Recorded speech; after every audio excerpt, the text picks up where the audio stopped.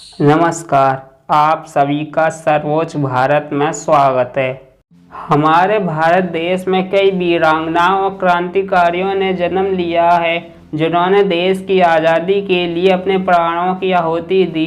लेकिन अफसोस, हमारे इतिहास ने इन वीरांगनाओं और क्रांतिकारियों के योगदान को भुला दिया है। इनमें से एक वीरांगना है रानी अवंतीबाई। ये भारत के प्रथम स्वतंत्रता संग्राम में महत्वपूर्ण भूमिका निभाने वाली प्रथम महिला शहीद वीरांगना थी।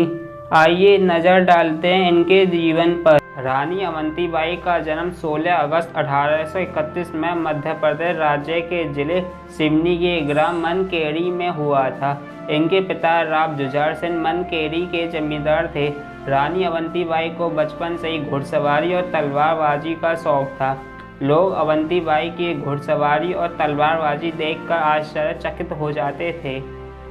विवाह योग्य होने पर पिता जुझार सिंह ने अवंतीबाई का विवाह रामगढ़ के राजा लक्ष्मण सिंह के सुपुत्र राजकुमार विक्रमादित्य से कर दिया। सन 1850 में राजा लक्ष्मण सिंह की मृत्यु के बाद विक्रमादित्य रामगढ़ के राजा बने। रानी अवंतीबाई के दो पुत्र हुए, अमान सिंह और शेर सिंह। कुछ समय बाद राजा विक्रमादित्य बीमार रहने लगे। दोनों पुत्र अभी छोटे थे, अतः राज्य की देख रेख का जिम्मा रानी अवंतीबाई पर आ गया। रामगढ़ की इस राजनैतिक स्थिति का पता जब अंग्रेजी सरकार को लगा तो उन्होंने रामगढ़ रियासत को कोर्ट ऑफ बार्स के अधीन कर लिया और शासन प्रबंध के लिए एक तहसीलदार को नियुक्त कर दिया। रामगढ़ के राज परिवार को पेंशन दे दी गई। इस घटना से रानी वीरांगना अवंतीबाई काफ़ी दुखी हुई, परंतु वे अपमान का घूंट पीकर रह गईं। सन 1857 में अस्वस्थता के कारण राजा विक्रमादित्य सिंह का स्वर्गवास हो गया। सन 1857 में देश में स्वतंत्रता संग्राम छिड़ा तो क्रांतिकारियों का संदेश रामगढ़ भी पहुंचा। रानी अवंतीबाई पहले से ही एक अच्छे अफसर की तलाश कर रही थी। क्रांति का संदेश पाकर रानी ने सभी राजाओं और प्रमुख जमींदारों को चिट्ठी के साथ कांच की चूड़ियां भिजवाईं। उस चिट्ठी में लिखा था, देश की रक्षा करने के लिए या तो कमर कसो या चूड़ी पहनकर घर में बैठो। तुम्हें धर्म ईमान की सौगंध, जो इसका सही पता बैरी को दो। सभी देशभक्त राजा और जमींदारों ने रानी के साहस और शौर्य की बड़ी सराहना की और उनकी योजना अनुसार अंग्रेजों के खिलाफ विद्रोह का झंडा खड़ा कर दिया। जगह जगह गुप्त सभाएं कर देश में क्रांति की ज्वाला फैला दी। इस बीच कुछ विश्वासघाती लोगों की वजह से रानी के प्रमुख सहयोगी नेताओं को अंग्रेजों द्वारा मृत्यु दंड दे दिया गया। रानी इससे काफ़ी दुखी हुई।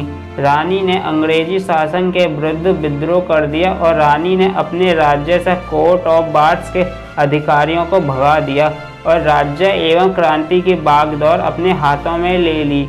रामगढ़ के सेनापति ने बिछिया थाना में चढ़ाई कर दी, जिससे थाने के सिपाही थाना छोड़कर भाग गए और विद्रोहियों ने थाने पर अधिकार कर लिया।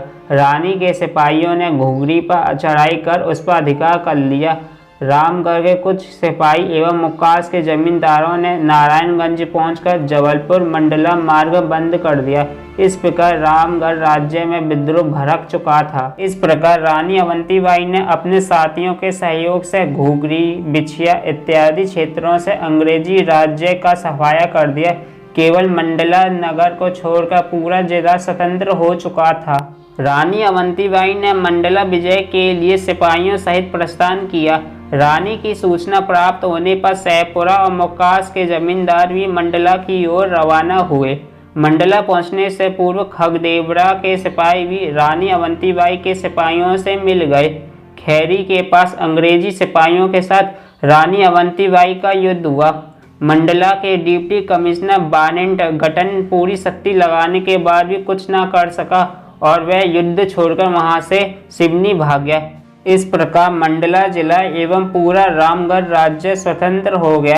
मंडला का डिप्टी कमिश्नर बार्निंगटन लंबे समय से रानी अवंतीबाई से अपनी पराजय का बदला लेना चाहता था। इसके बाद बार्निंगटन ने अपनी सेना को दोबारा इकट्ठा कर लिया और रामगढ़ के किले पर हमला किया, जिसमें रीवा नरेश की सेना ने भी अंग्रेजों का साथ दिया। रानी अवंतीबाई की सेना अंग्रेजों की सेना के मुकाबले कमजोर थी, फिर भी वीर सैनिकों ने साहसी वीरांगना अवंतीबाई के नेतृत्व में अंग्रेजी सेना का जमकर मुकाबला किया। ब्रिटिश सेना संख्या बल एवं युद्ध सामग्री की तुलना में रानी की सेना से कई गुना बलशाली थी। अतः स्थिति को भांपते हुए रानी ने किले के बाहर निकलकर देवहारगढ़ की पहाड़ियों की तरफ प्रस्थान किया।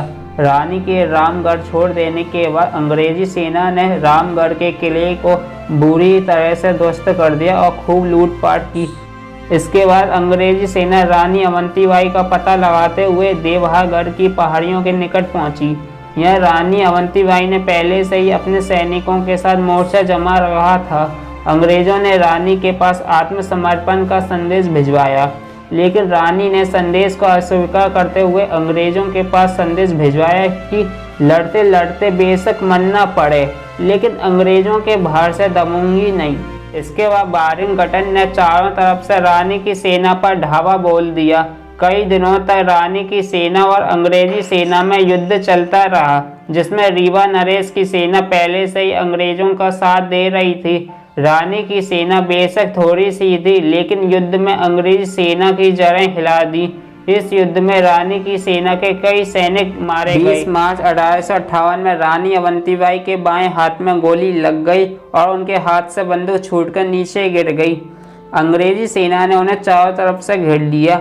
अपने आप को शत्रुओं से घिरा हुआ देख रानी अवंतीबाई ने रानी दुर्गावती का अनुकरण करते हुए अपने अंगरक्षक से तलवार छीन ली और वही तलवार अपने शरीर में भोंक ली। इस प्रकार रानी अवंतीबाई ने मातृभूमि की रक्षा हेतु अपने प्राणों की आहुति दे दी। धन्य है ऐसी वीरांगना जिसने कम सेना होने के बावजूद अपने साहस और शौर्य का अद्वितीय प्रदर्शन किया। यदि आप लोगों को ये जानकारी अच्छी लगी हो तो वीडियो को लाइक करना और शेयर कर देना, और हमारे चैनल सर्वोच्च भारत को सब्सक्राइब करके बेल आइकन का बटन भी प्रेस कर देना। जब तक के लिए जय भारत, जय हिंद, वंदे मातरम।